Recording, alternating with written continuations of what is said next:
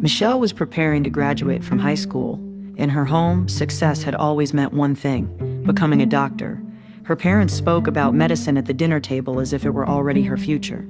They celebrated her acceptance into a prestigious university's pre-med program.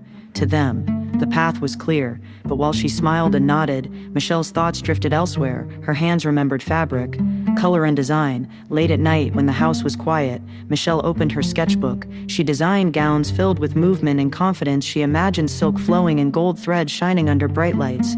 At her sewing machine, the steady hum felt natural to her. She measured carefully, cut patterns precisely, and trusted her instincts. This was never just a hobby. Designing felt like the truest part of who she was. One afternoon after school, Michelle walked alone into the post office. Inside her bag was an application her parents knew nothing about. It was not for medical school, it was for a prestigious fashion institute. Her hands trembled as she sealed the envelope. Dropping it into the mailbox felt both terrifying and freeing. Weeks passed and the waiting felt endless. Then one morning another letter arrived. Michelle opened it with shaking hands.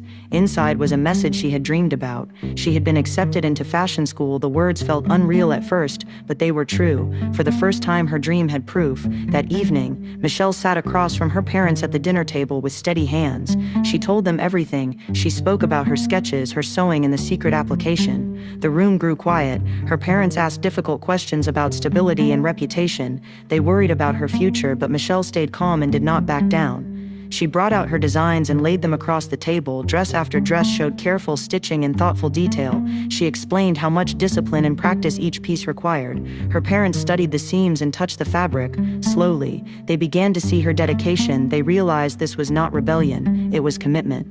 Silence filled the room once again, but this time it felt different.